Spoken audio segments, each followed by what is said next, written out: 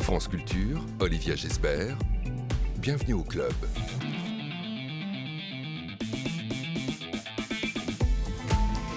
Bonjour à tous. De la salle Pleyel au théâtre Marigny, du théâtre de l'Athénée au Bouffe du Nord à Paris, la deuxième édition du festival Piano Mania se déploie jusqu'au 22 novembre. Pour l'occasion, le rappeur, auteur, interprète Oxmo Puccino et le pianiste de jazz Yaron Herman reforment un duo formé 6 ans plus tôt autour des poèmes de Shakespeare. Et Oxmo Puccino nous parlera aussi de Proust en ce jour anniversaire du centenaire de la mort de l'auteur de La Recherche. 12h50, c'est le book club de Victor Hugo, des Misérables en passant par les Contemplations et son abondante correspondance avec Juliette Drouet. On en parle avec nos invités, l'écrivaine Florence Nogrette et le metteur en scène Jean Bellorini. Et surtout avec vous, pourquoi lire ou relire Hugo aujourd'hui ? #BookClubCulture. Et bonjour à tous les deux. Bonjour Yaron Herman. Bonjour. Bonjour Oxmo Puccino. Bonjour. Je suis heureuse Merci de vous voir. Oui, vous allez bien ? On se plaint pas. Comment vous faites ? Vous venez pas du tout de la même planète. Vous avez des univers extrêmement différents. Qu'est-ce qui vous a unis ? Autour de quoi ? De quelles valeurs vous vous êtes rencontrés ? Je ne me rappelle plus quand on s'est rencontrés, parce qu'il y avait un piano entre nous. C'est le piano pas qui daté. fait. Ouais. Et je pense. Et ce qui nous rapproche, je pense que c'est le désir de passer des bons moments dans un confort plus que relatif. Moins que relatif. Qu'est-ce que tu penses de cette phrase ? Je sais pas si le confort est quelque chose que j'associe immédiatement avec la quête artistique, mais en tout cas, je pense justement d'être suffisamment inconfortable pour être bien.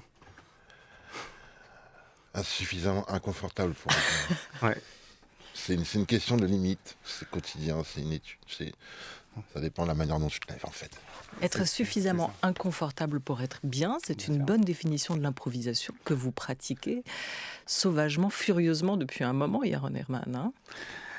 J'essaye de faire ce que je peux, mais en tout cas, justement, même si nous venons pas on n'a pas le même background musical, je pense que nous venons de la même planète, justement. C'est-à-dire qu'on partage la même volonté d'aller vers un idéal qui est justement cette fraîcheur qu'on peut trouver dans l'improvisation et l'idée que les surprises et l'imprévu. Exactement. Et un peu ce qu'on recherche tous les deux, de rendre la chose la plus vivante possible. Oui, un plaisir, on pourrait dire Oxmo Puccino, aller se frotter en permanence aussi à des univers qui ne sont pas a priori les vôtres, en tout cas vos univers point de départ. On s'en emploie souvent le mot, alors on a dit improvisation, mais d'hybridation. Croiser aussi ses sources musicales et ses influences. Vous n'êtes pas du tout d'accord ? Mais non, parce que j'ai eu la chance de travailler sur un disque de jazz en 2007 qui s'appelle l'Hippopète Bar. Et donc c'était ma première rencontre frontale avec le jazz à travers un disque entier. Et j'en garde un souvenir permanent qui fait que lorsque je me suis retrouvé avec Yaron Herman, c'est une des raisons pour lesquelles je me suis connecté avec lui, pour cette folie, pour cet inattendu, pour cette surprise, pour cette répétition impossible. Voilà, ce plaisir, en fait c'est pour ça que j'ai accroché directement. Cette audace aussi. Parce que c'est prendre un risque de pouvoir surprendre le plaisir, le public dans un autre sens. Ouais, comme c'est jamais pareil, c'est-à-dire que chaque fois qu'on joue un morceau, c'est différent. C'est un peu, ça va à l'encontre des formats, en tout cas du rap ou de la musique plus pop, où c'est globalement toujours les mêmes structures, etc. Là, on est obligé d'être présent à 100%, engagé. Et même au niveau de l'interprétation, moi, ça m'oblige à naviguer selon le courant qui l'impose. L'Hippopète Bar, on va en écouter un extrait et vous nous racontez.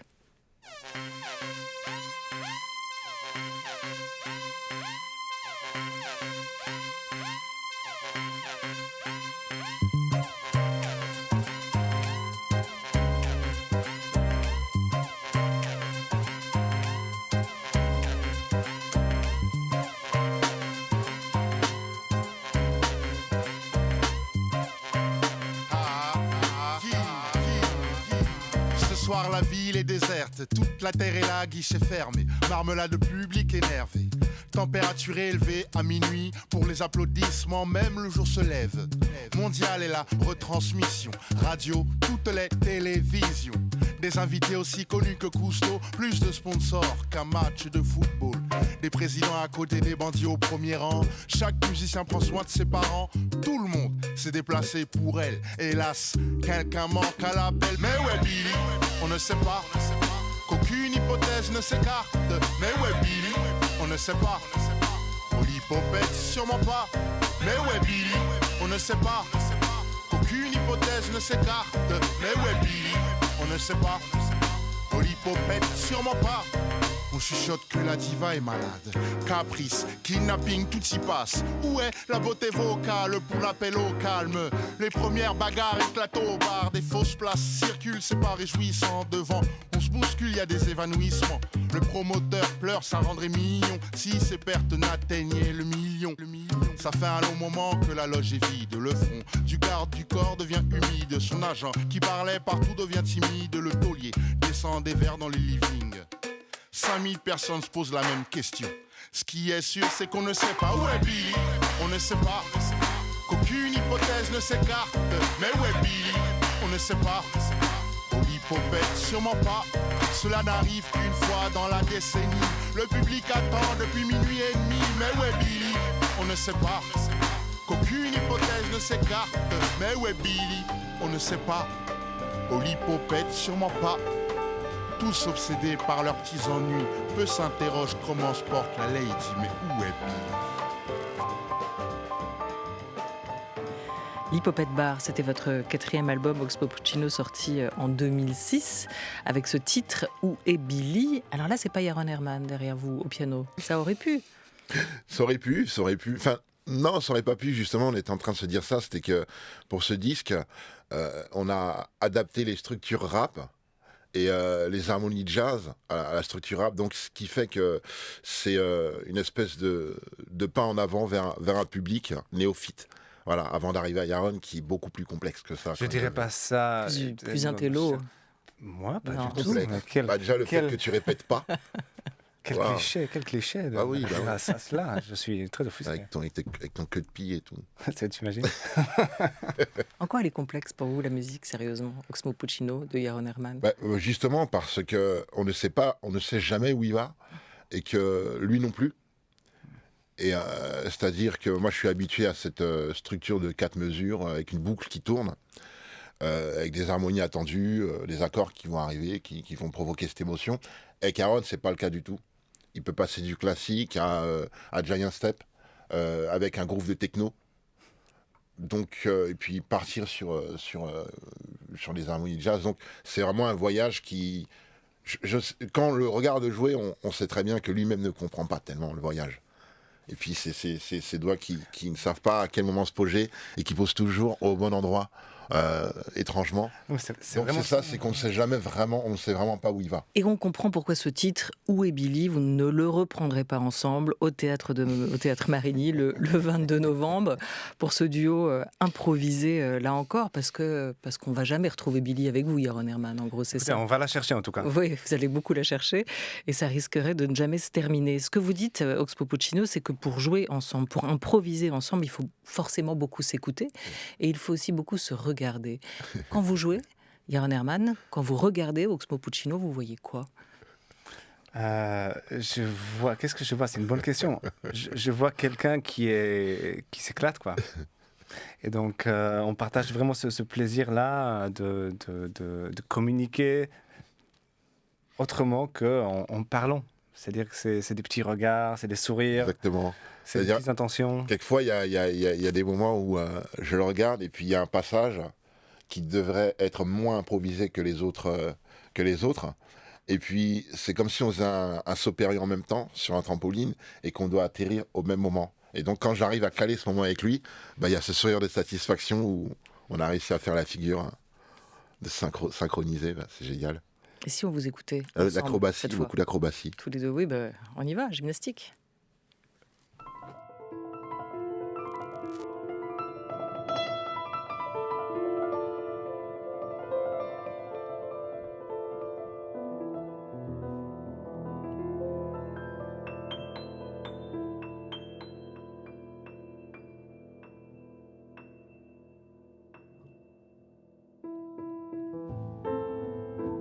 manque de temps à perdre. Et c'est toujours nouveau.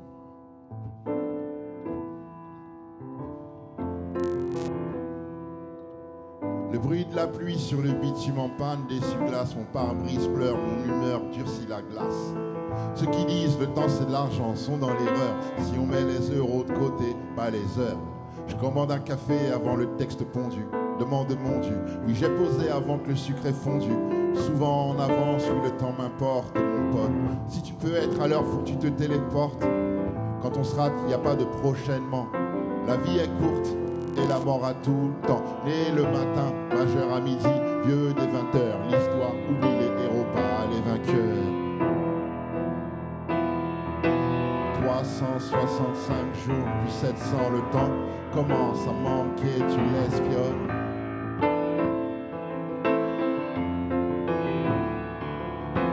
« 365 jours, puis 700, le temps commence à compter, tu te questionnes.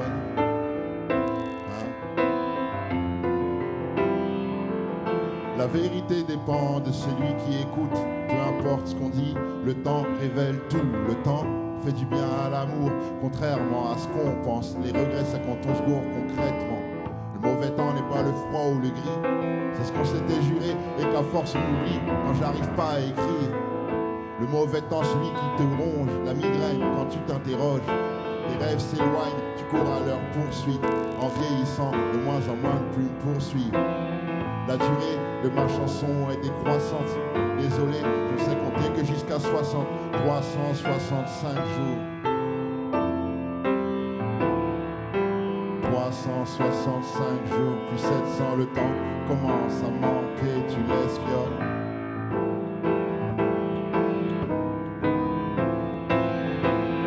« 365 jours, puis 700, le temps commence à compter, tu te questionnes, et tu te questionnes. »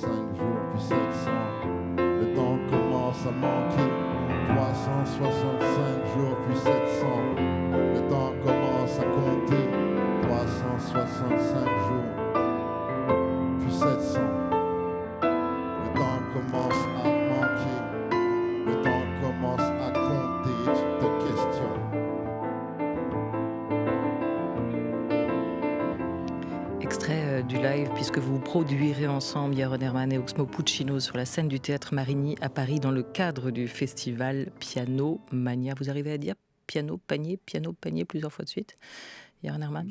Certainement. Mais n'essayez pas là tout de suite. Bon, c'était intéressant pendant la musique de vous entendre commenter.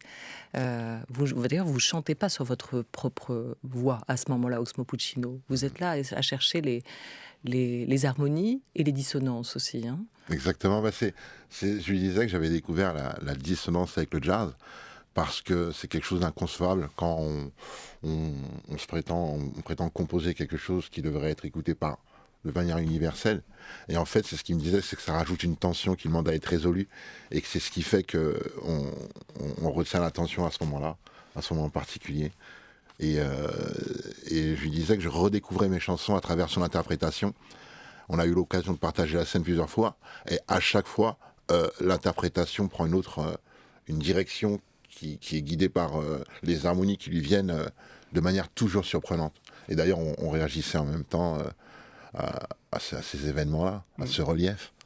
C'est un titre très proustien, hein, ce morceau qu'on vient d'entendre, oui. Avec ses 365 jours, ce temps qui commence à manquer. Et vous parlez d'harmonie dans ce questionnaire de Proust auquel vous vous êtes livré, Oxmo Puccino, en repartant des réponses de Proust au questionnaire. Il y en a une sur la couleur. Et je ne sais pas si vous vous souvenez de la réponse de Marcel Proust à la question « Quelle est votre couleur préférée ?» Il répond « La beauté n'est pas dans les couleurs, mais dans leur harmonie ». C'est presque une définition aussi de la musique, ou en tout cas de cette quête de musique ou d'accords que vous avez tous les deux ensemble. Je pense que c'est quelque chose qui peut s'étendre même à l'échelle humaine.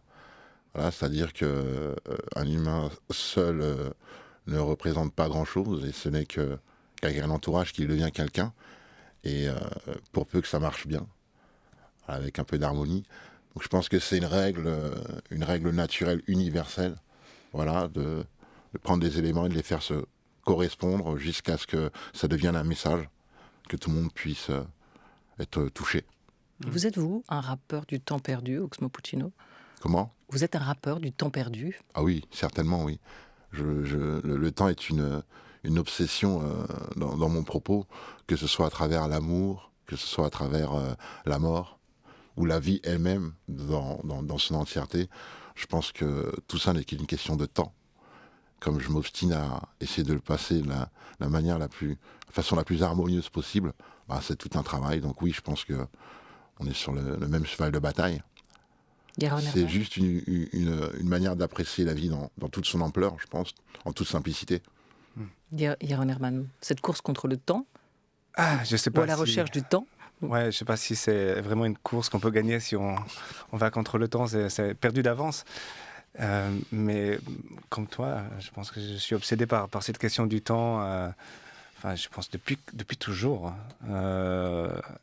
Et en tout cas, la meilleure manière que j'ai trouvée pour faire face à cette absurdité déjà de cette notion, c'est d'essayer de la faire disparaître. En tout cas, essayer de sortir de la temporalité linéaire, analytique, qui s'écoule vers l'infini et vers l'inévitable.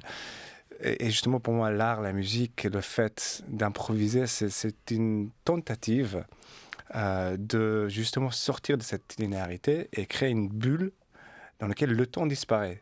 Ce que les psychologues décrivent souvent dans l'état des trans, dans l'état de flow, dans tous ces états un peu synonymes, méditation, etc. Le temps disparaît. En tout cas, il ne disparaît pas vraiment, il disparaît pour nous. En tout cas, le temps passe différemment, plus lentement, plus rapidement, mais en tout cas, il ne s'écoule pas de la même manière. Ce n'est pas les mêmes unités temporaires mathématiques. Voilà, donc cet étirement du temps, cette extension vers l'infini, dans l'instant présent, c'est ça qui m'intéresse de manière générale. Et quand tout se passe bien sur scène, ou quand on crée, et on partage des moments comme ça, là, en effet, on partage une temporalité tout à fait sacrée.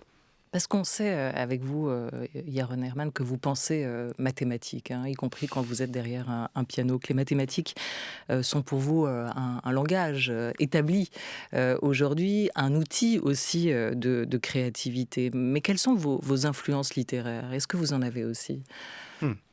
J'en ai beaucoup, ouais. J'ai eu la chance d'avoir...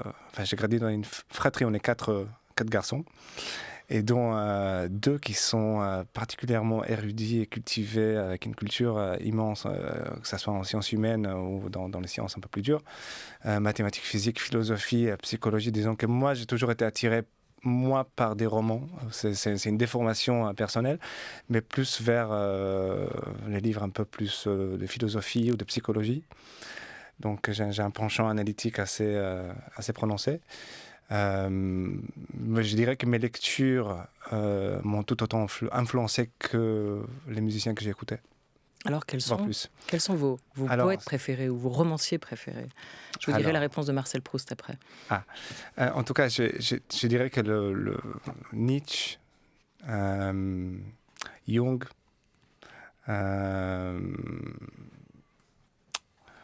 si je devais citer que 2, ça serait ces 2-là. Oxmo Puccino ? C'est beaucoup plus convenu. Moi, c'est Boris Vian, Victor Hugo. J'ai cité Telet d'après Marcel parce que il était encore en vie et que sa plume me touchait. Donc je cite Telet aussi parce que c'est un mélange d'histoire avec beaucoup d'humour et un point de vue toujours étonnant aussi. Voilà, c'est pas mal déjà. Ouais, et Proust, lui, il a répondu Baudelaire et Alfred de Vigny à la question des poètes préférés. Mais il y a une question qui est très très belle, qui y est posée et qui vous est posée, ou que vous vous posez, Oxmo Puccino, à travers ce questionnaire de Proust. Parce qu'on le rappelle, vous vous êtes prêté à ce jeu de l'autoportrait dans un livre qui vient de paraître chez Jean-Claude Lattès, d'après Marcel, à partir du questionnaire de Proust. Vous dialoguez en fait avec lui, à partir de ses réponses. Vous imaginez aussi les vôtres. Et c'est un assez bon interlocuteur. C'est quelqu'un qui fait réfléchir, avec soi ou contre soi. C'est cette question du rêve de bonheur que j'ai trouvé particulièrement belle. Quel est son rêve de bonheur à lui? Il dit, Marcel Proust, il écrit « J'ai peur qu'il ne soit pas assez élevé, je n'ose pas le dire, j'ai peur de le détruire en le disant ». Et vous vous souvenez de votre réponse à vous, Oxmo Puccino? Je pense que le bonheur était dans ce que je vivais. Je pense que c'est ça. Tout simplement que c'est un peu cette phrase que je n'ai pas citée dans le livre, mais il faut rêver de sa vie. Voilà. C'est ça. Mon rêve de bonheur consiste à suivre et à maintenir la vie que je mène. Elle passe bien plus vite que notre perception du temps et je n'attends pas de perdre ce que j'aime pour l'apprécier. Yaron Herman, votre rêve de bonheur à vous? On m'a pas préparé à cette émission. Il fallait relire Proust avant de venir. Pose pas cette question. Quelle heure est-il? Non, je rigole. Mon rêve de bonheur, je sais pas. Juste continuer à respirer, ce serait pas mal. La suite, on verra sur place. Un album qui respire, c'est le vôtre, Yaron Herman, qui vient de paraître. L'album Alma, sorti sur le label Naïve. Totalement improvisé, cet album? Oui, totalement improvisé. C'est-à-dire totalement travaillé. Totalement préparé. Imaginé, préparé. Enfin, en tout cas, je prépare ma capacité à ne rien préparer. C'est ça. L'improvisation ne s'improvise pas, n'est-ce pas? Bravo, merci de nous le rappeler. Alma, c'est comme l'âme. Qu'est-ce qui élève la vôtre, Yaron Herman? Alma, c'est le titre de cet album.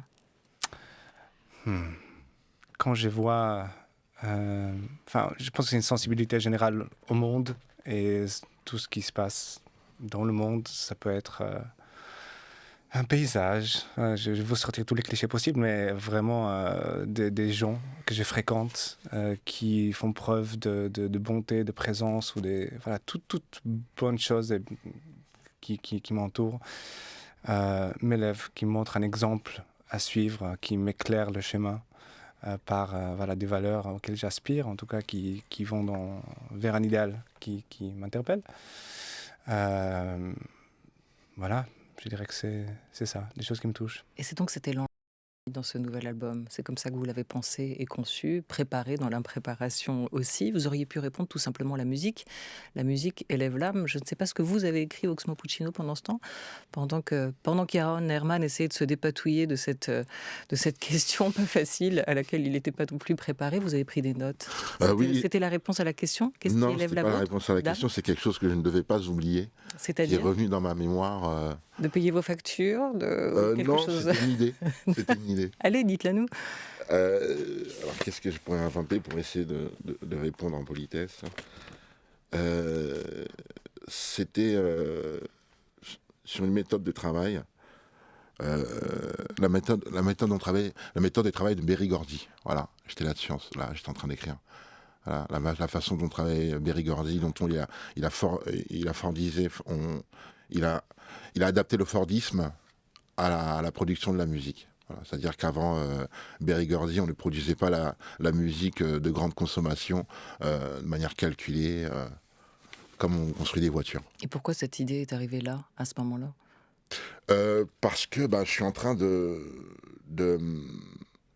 faire le tour des processus créatifs de la musique et de la manière dont on l'écoute, les raisons pour lesquelles on la compose aujourd'hui. Et c'est vrai que c'est un voyage fascinant à l'heure des réseaux aujourd'hui. La manière dont on consomme la musique, la manière dont on la compose, diffère d'il y a 5 ans, d'il y a 10 ans, et peut-être de la semaine prochaine, en raison des outils utilisés, du public, de l'accès à la musique. Ça vous fait réfléchir, et c'est passionnant. Vous n'êtes pas juste technophobe à vous dire c'était mieux avant. Ah non, pas du tout. Au contraire. Bien sûr. C'est-à-dire, il y a de la vie. Ouais. Et qu'est-ce qui s'ouvre comme voie pour les musiciens aujourd'hui avec tout cela?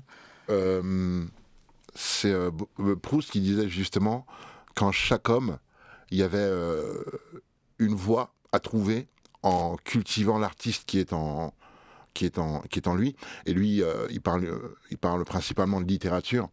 Et moi, je suis persuadé que chaque personne peut trouver un espace de liberté immense en acceptant, en ayant l'audace de développer sa voix artistique. Voilà. Et les réseaux permettent ça aujourd'hui, c'est-à-dire qu'il est moins frileux de se jeter à l'eau, voilà, dans une activité où on pourrait s'épanouir artistiquement aujourd'hui. Ouais, moi, j'aimerais peut-être justement cette question des réseaux. Pour moi, n'a rien à voir avec le fait de s'accorder, de s'exprimer artistiquement. C'est-à-dire qu'on n'est pas obligé de montrer ça sur les réseaux pour exister. Non, je parle de l'influence des réseaux. Okay. C'est-à-dire que vous êtes sur les réseaux, il y a plus de possibilités d'être encouragé à passer à l'acte que s'il n'y avait personne. Oui, avant, il fallait l'assentiment de la maison de disques, tout était très vertical. Aujourd'hui, beaucoup de jeunes artistes, et on en parlait avec Aloïs Sauvage, postent leur première musique, leur premier titre sur les réseaux, et ça part dans ce grand océan. Et le public, ça l'accapare, et ça fait son histoire, et ce qui fait une espèce de vent de fraîcheur permanent qui n'a jamais eu lieu. C'est super. Ils ont discuté en toute liberté aujourd'hui, échangé pour cet entretien de Bienvenue au Club, ce que vous ferez sur la scène du Théâtre Marigny le 22, en clôture du festival Piano Mania. Là encore, improvisation, liberté, ce sera sauvage, ce sera parfait. Merci beaucoup à tous les deux d'être venus nous voir. Oxmo Puccino, vous savez, on a déjà parlé de dictée ensemble avec Rachid Santaki, mon camarade l'an passé sur l'antenne de France Culture. Vous pouvez le retrouver aujourd'hui à partir de 13h. Gare Saint-Lazare à Paris, au niveau des trains du côté des voies 22 à 27, je crois que c'est le côté un peu Normandie. Si vous êtes un amoureux des mots, il va vous proposer 5 dictées géantes avec France Culture à l'occasion des commémorations du centenaire de la disparition de Marcel Proust. N'hésitez pas, courez-y. On vous retrouvera, Oxmo Puccino, au théâtre en janvier pour une lecture revisitée de la recherche avec Françoise Fabian. Et ce soir, dès ce soir, dans le cadre de Paris en toutes lettres, pour une lecture musicale au carreau du Temple. Et ensemble, avec Hier Hornerman, dont le nouvel album Alma vient de paraître. Ce sera le 22, toujours encore à Paris. J'espère que vous allez aller vous balader un peu partout en France et qu'on pourra l'annoncer. Merci beaucoup à tous les deux.